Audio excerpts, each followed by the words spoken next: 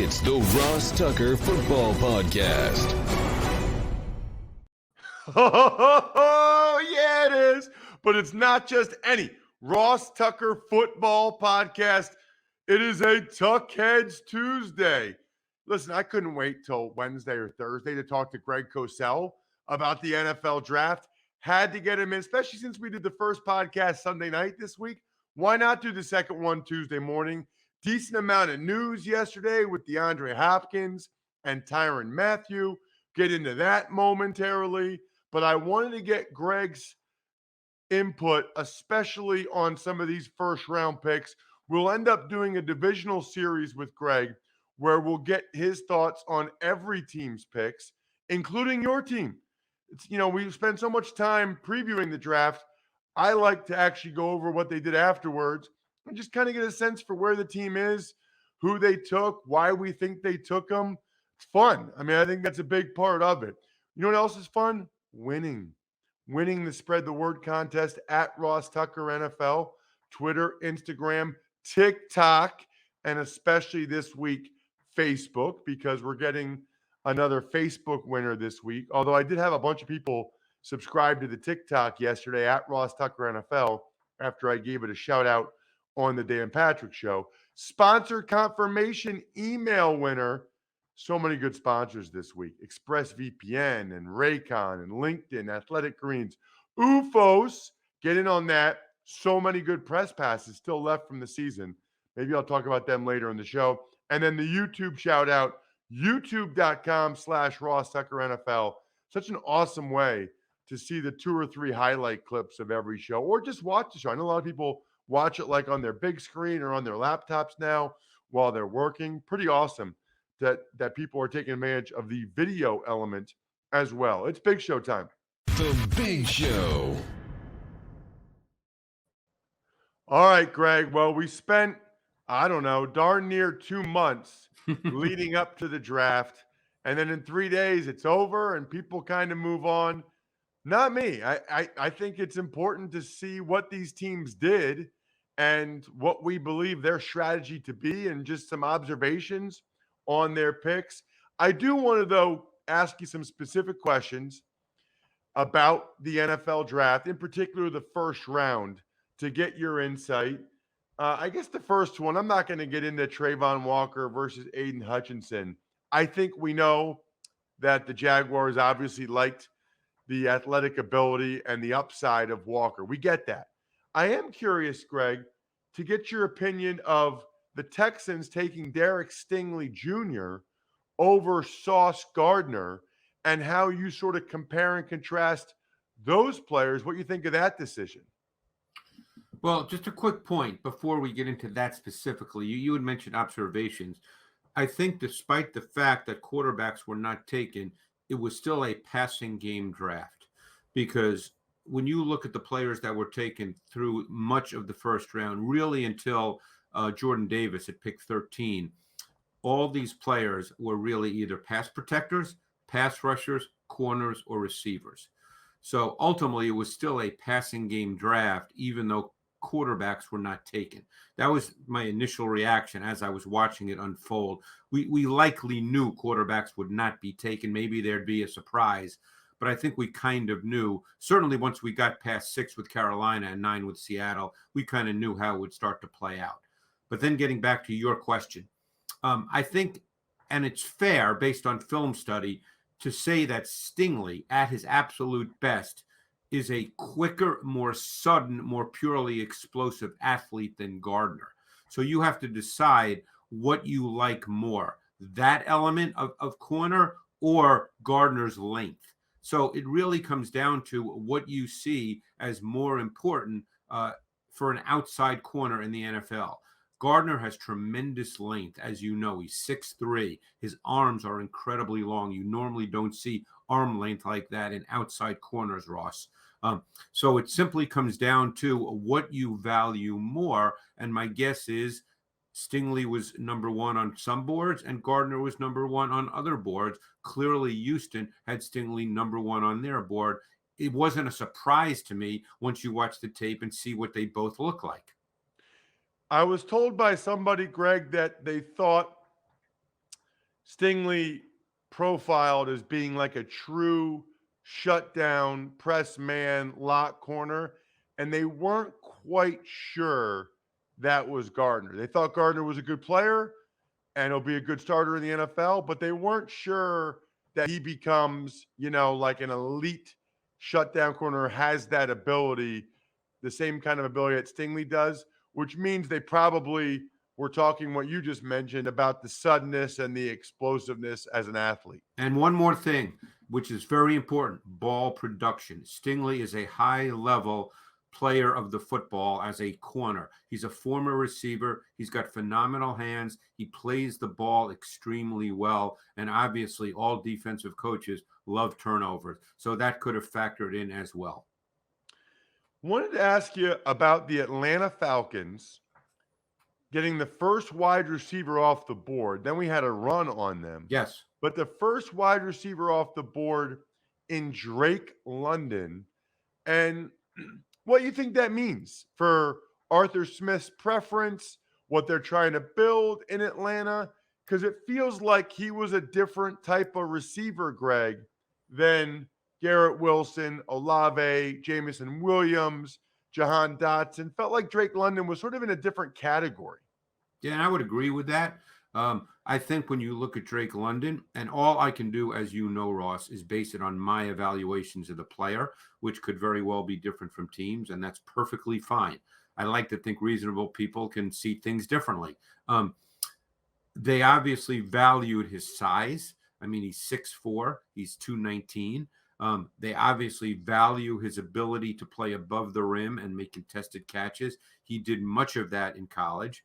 But the one thing that hasn't been talked about a lot, and I'm sure it's valued by Arthur Smith and staff, was the fact that London has extensive experience playing both outside and in the slot. So he's a movement receiver in the sense that he can line up in different locations within your formation with experience doing that and be effective in both areas. I did not see him as a true boundary X, which doesn't mean he'll never play boundary X. Of course he will. But I did not see him in the Mike Evans, Mike Williams category, as many had postulated before the draft.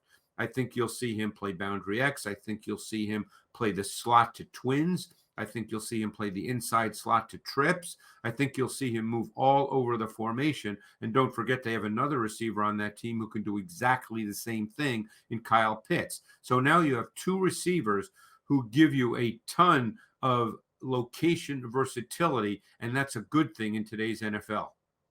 Yeah, that was going to be my thought. And listen, I think you know this part of it better than I do, but if you have two 6'4", 6'5", 6'6" guys, it feels like defenses, Greg, try to have one guy, whether it's a safety or a corner, that has some size to him that can match up with a bigger player, but they don't have two.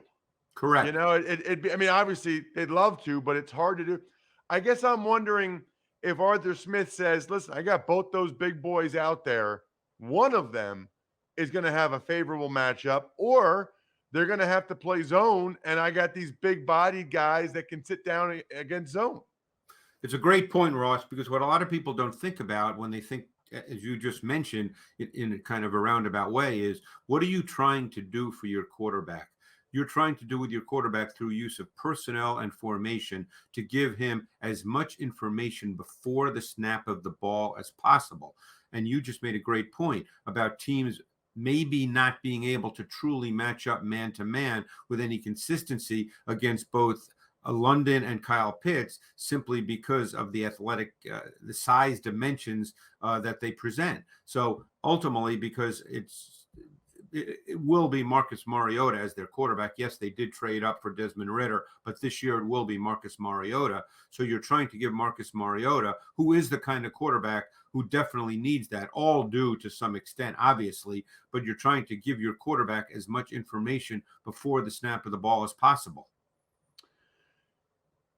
Garrett Wilson and Chris Olave went back-to-back picks. We've talked about them as players. Greg, when you look at it, the Saints gave up 5 or 6 picks in total to get Chris Olave. Is he worth it?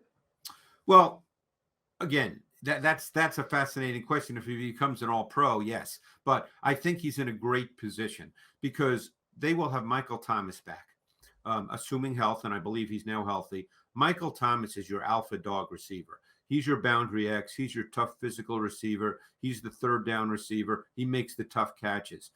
Chris Olave is a complement. He's a smooth, fluid, intermediate vertical route runner, probably at the NFL level will be able to get on top of coverage and make explosive plays in the pass game. He's not a third down receiver. He's not going to work the middle of the field. He's not a run after catch player. He's a complement to an alpha dog like Michael Thomas. So we can debate whether it's worth it to go up and get him at pick 11, but he fits their team extremely well. Well, you're not going to say it. I will.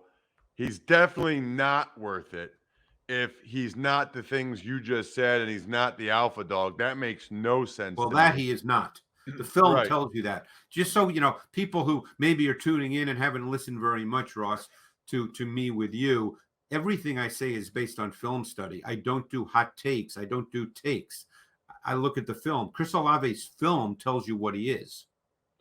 So it doesn't work this way, Greg, but I am curious. You studied both players extensively. You study the NFL every day, all day. Let's say you were starting a franchise, an expansion team or whatever, Greg. Would you rather have Jordan Davis or Kyle Hamilton? Because that's the text message all my buddies were giving me. As You a mean for the foundational Eagles? piece of a defense, would you rather have, all my buddies are Eagles fans, and they're like, they like Jordan Davis, but could have had Kyle Hamilton. I think it's an interesting discussion, Greg, you're talking about both the players and sort of the positions they play. And I think that people would be mistaken if they don't view safety as an important position in today's NFL. I think safety is a truly important position. I'll answer it this way. When you draft Jordan Davis, you're drafting a projection, okay? Because ultimately, what Jordan Davis did in college and was asked to do in college, and believe me, people have brought this up to me on social media nonstop since you and I discussed Jordan Davis a number of weeks ago, is people have said, well, I don't understand Georgia's defense. That's not the point. It's not a matter of understanding Georgia's defense. I guarantee Kirby Smart didn't say, well, Jordan Davis is such a great player and he can do everything, but we're not going to let him do it. You know that, Ross. That's not the way coaches think, right? If a guy is really, really good at whatever he's good at, they want him to do it. So it's a projection with Jordan Davis as to what he can become. He played just a little more than 20 snaps per game at Georgia. He did not play on third downs. So if you draft Jordan Davis with the 13th pick in an NFL draft, as the Eagles did, and traded up, by the way, because they were afraid Baltimore would get him, then they are saying, and they could well be right. There's no way to know this. They could well be right. They are believing that down the road, Jordan Davis will play meaningful snaps and be, I don't want to say a dominant inside pass rusher, but clearly a good inside pass rusher. That's the bet they're making with Jordan Davis. They could absolutely be right. If they didn't see that and they just drafted Jordan Davis to be what he was in college, then Kyle Hamilton's the better pick. So the Eagles obviously believe that Jordan Davis will become a great player, a meaningful, significant inside pass rusher who's going to play meaningful snaps. I hope they're right. If they're not right, then Kyle Hamilton is the better prospect. Curious about the Commanders taking Johan Dotson at 16. Yep. After they traded down with the Commanders, with the Saints at 11. Saints traded up for Olave. I watched a lot of both those guys, Greg. I'm not a wide receiver expert. I don't pretend to be. I thought they were pretty similar. I thought Dotson and Olave sort of reminded me of each other. I don't know. Is Olave significantly better prospect than Dotson in your mind, that it was worth the Saints trading up like that? How do you compare those two? Well, I personally, based on film study, thought Dotson was the better prospect. I think Dotson You saw far more catches between the numbers inside. He was fearless inside, made a lot of tough catches. You did not see that on tape with Olave. So I thought Dotson was the better prospect overall. I was not surprised Washington took him at 16. I did not view that as, wow, that's a reach pick. I thought Johan Dotson, I could easily make the argument he was a top 3 receiver, possibly, if I had to make a list. Maybe top 4 and probably top 4. So, but yeah, I thought Dotson was a better overall prospect, given the kinds of routes he ran, was asked to run, and what he showed on tape. Let's get to what happened at 18, because I think we all know A.J. Brown is a good player, but that's not somebody we talked about really in the pre-draft process. The Eagles trade for A.J. Brown, really unique body type, Greg. 6'1", almost 230 pounds. Almost a running back, a big running back body type. For Eagles fans that are excited, what exactly are they getting in A.J. Brown? Well, let me answer just this first. I think the A.J. Brown, the Tyreek Hill, and what the Titans did is going to play out more over the next couple of years. The Dolphins and the Eagles decided they wanted to spend a lot of money on receivers with NFL experience who've played at a high level. The Titans said, we're not going to do that because there's always receivers in the pipeline. So instead of wanting to pay and paying A.J. Brown whatever number it was, I guess it was $100 million, give or take, they said, you know what? We're going to draft his replacement. And therefore, we get, in their mind, a very similar player. Many, including myself, have compared Treylon Burks to A.J. Brown and stylistically. So the Titans made the choice. There's always receivers in the pipeline. We're not going to pay a receiver $100 million plus. The Eagles and Dolphins took the opposite approach. So in A.J. Brown, you're getting a really physical receiver, dominant working inside on in-breaking routes, which, by the way, I think fits the Eagles extremely well, because when do you see a lot of in-breaking routes in today's NFL?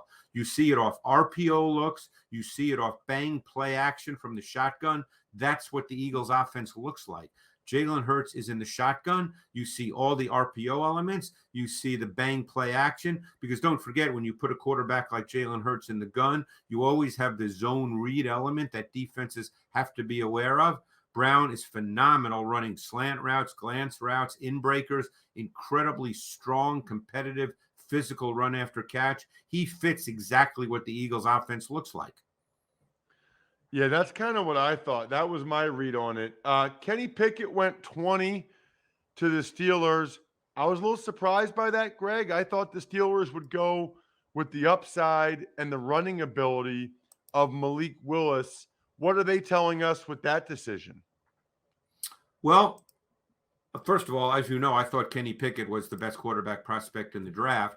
So I guess teams, because there were teams that needed quarterbacks, theoretically, I guess teams feel they have their guy. Obviously, Carolina was one of those teams. They ultimately took Matt Corral later. Seattle was one of those teams people thought would take a quarterback at some point. Atlanta did when they took Desmond Ridder in the 3rd round. It's a hard question to answer because everybody has talked about Malik Willis's upside. I've seen people I respect think that he could become Steve McNair. That's a high compliment. Steve McNair was a great player, although it took him a couple of years. It might take Willis that.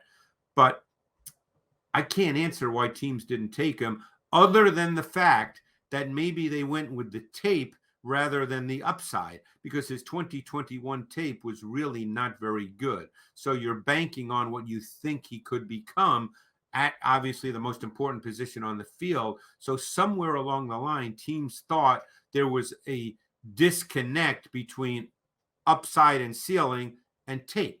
So that's the only way I can answer that, Ross. I don't know what's in teams' minds. I don't know what their draft boards looked like, but the tape in 2021 was not that good, and yet it's easy to talk about upside.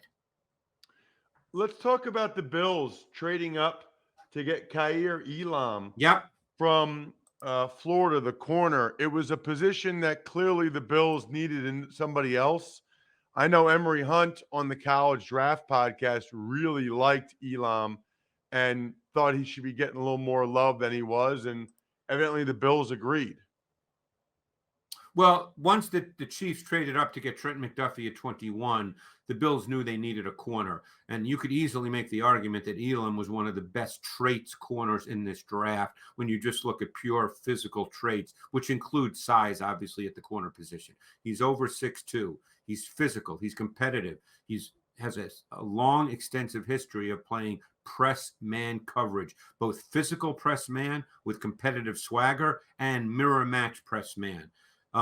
He's competitive in terms of tackling. He's a really good prospect, in my opinion. Again, I don't do draft boards, but I would say he has clear first-round traits. So that was a combination of need and player. And I think once the Chiefs, as I said, made that trade to get McDuffie, the Bills probably felt we can't get out of this first round without getting one of the corners that's high on our board.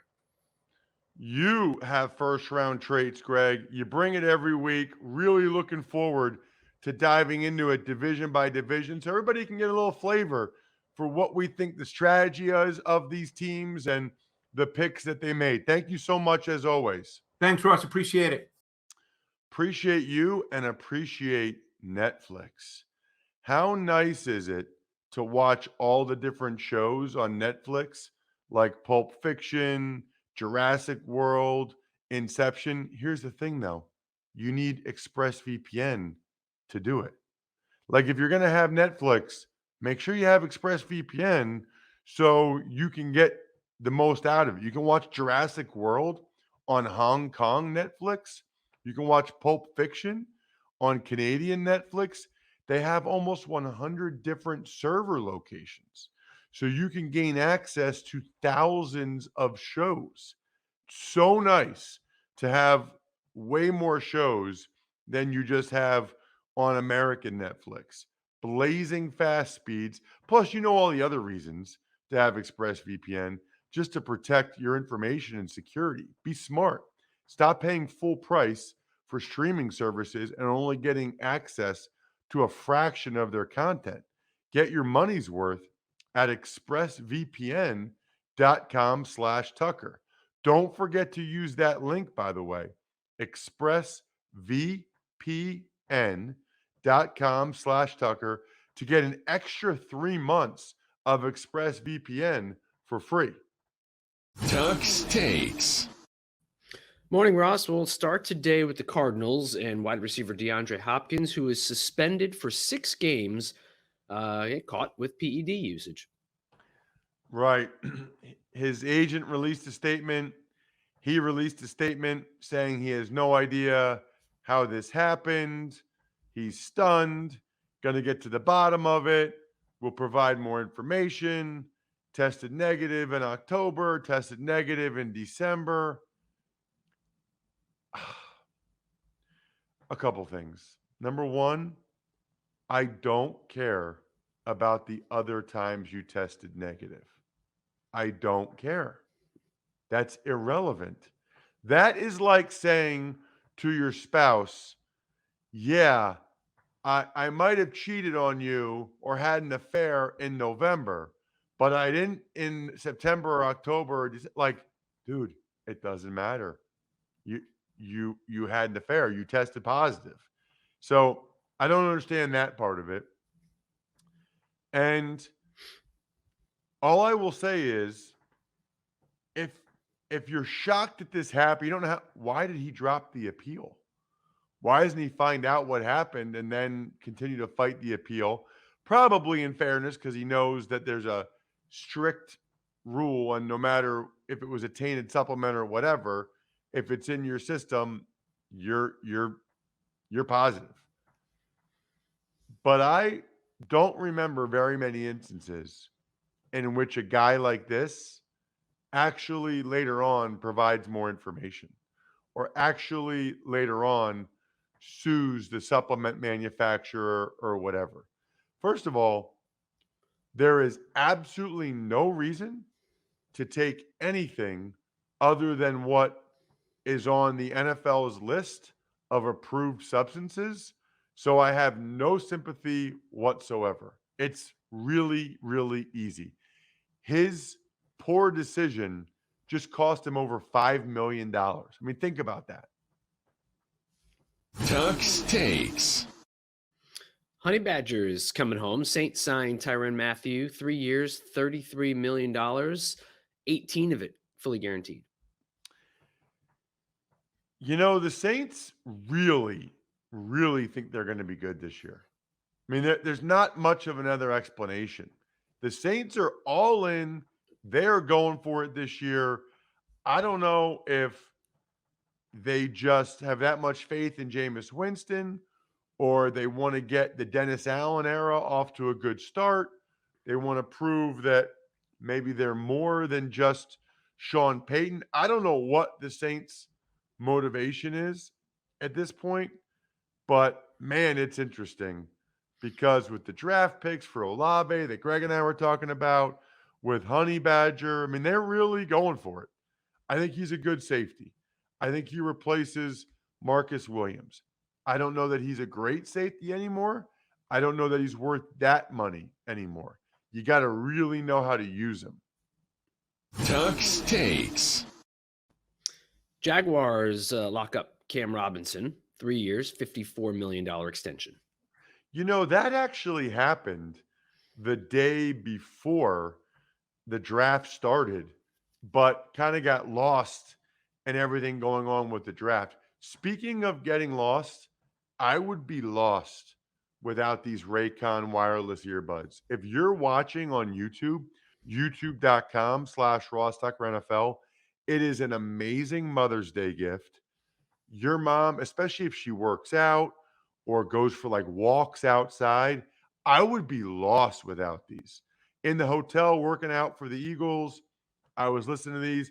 When I go for walks, I listen. I love making phone calls with these in. These things have like changed my life. Huge, huge fan. Great Mother's Day gift. They don't stick out of your ears like the other ones.